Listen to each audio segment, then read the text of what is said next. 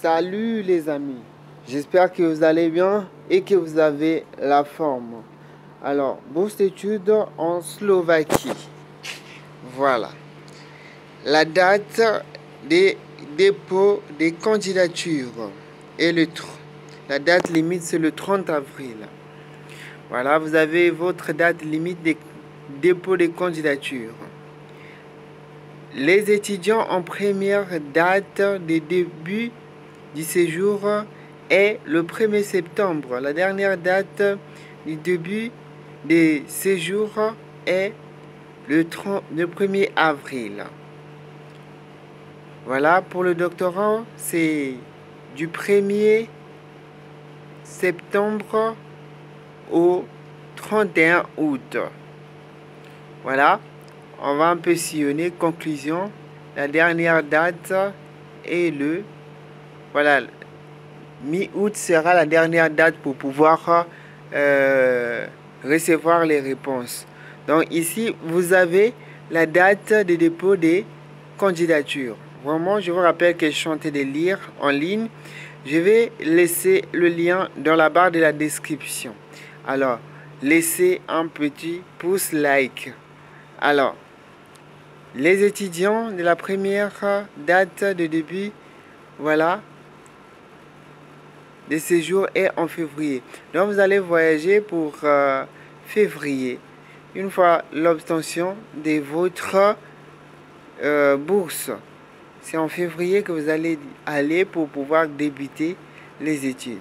Alors, les gens me posent souvent quels sont les critères, quelles sont les conditions. Voilà, vous avez les conditions générales. Dans le cadre du programme national des bourses, il n'est pas possible de soutenir, de financer un candidat étranger déjà admis à un séjour en Slovaque. Voilà. Donc, si vous avez déjà, par exemple, une bourse d'études internationale comme Visegrad, Erasmus et EPUS, les accords bilatéraux, etc., etc. Si vous avez une bourse d'études déjà en cours concernant la République slovaque, alors il n'est pas possible de vous soutenir. Par contre, si vous n'en avez pas, alors c'est votre temps de saisir l'occasion, ainsi de ne pas rater cette opportunité. Explication du montant de la bourse. Voilà. Ça là, vous allez lire les détails. Ça, ce sont les détails et explications sur les documents. Voilà ce qui est un peu plus important. En premier lieu, le curriculum vitae. Le curriculum vitae, ça veut dire ce qu'on appelle CV. CV. Donc, le CV est un bref résumé sur vous. Vous avez les données personnelles, les données sur l'éducation actuelle et ou antécédente, les expériences professionnelles, les compétences professionnelles. Voilà, notifiez qu'il y a une différence entre les expériences professionnelles et les compétences professionnelles. Il y a aussi les exemples entre parenthèses pour pouvoir vous édifier en cela. Le curriculum vitae doit être structuré. Voilà, là où vous pouvez télécharger le curriculum vitae. Voilà, sous forme de l'Europe. La lettre de motivation et le programme d'études recherche. Voilà, vous avez une lettre de motivation et le programme d'études doit être inclus. La lettre de motivation et le programme d'études de recherche détaillé est un espace pour vous qui vous permet de convaincre les membres et du comité de sélectionner.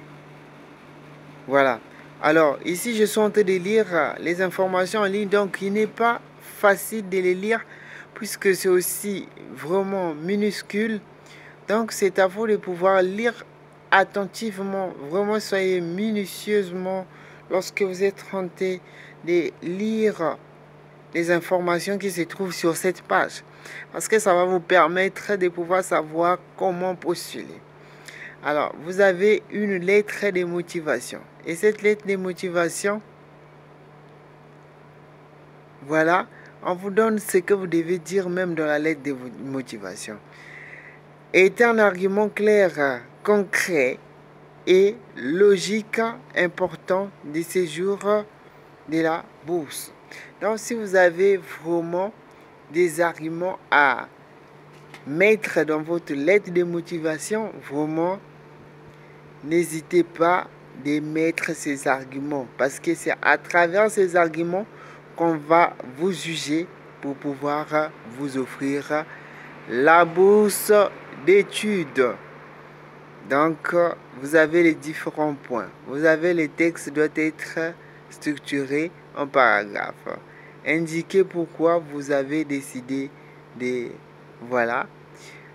Indiquez pourquoi vous avez choisi cette université. Indiquez ce que l'institution choisie peut vous offrir. Voilà. Les étudiants peuvent indiquer et quelle activité académique. Voilà. Le reste, vous allez pouvoir lire. Vraiment, ici, tout est détaillé ici. N'hésitez pas de liker et de vous abonner. Tout est ici pour vous. Ça vous donne les opportunités pour pouvoir saisir. Alors, n'hésitez pas à lire ces informations. Ces informations vont vous permettre de pouvoir postuler. Le lien va se trouver dans la barre de la description pour vous permettre de postuler. Voilà, vous avez une lettre de recommandation. Voilà un peu le titre.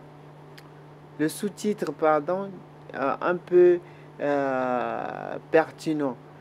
Une lettre de recommandation. Vous avez la lettre de recommandation. Ça doit être fait par un professeur qui vous connaît et vous maîtrise. C'est lui qui maîtrise vos capacités. Ne trichez pas car cela sera vérifié. Alors vous avez différents points que le professeur doit respecter.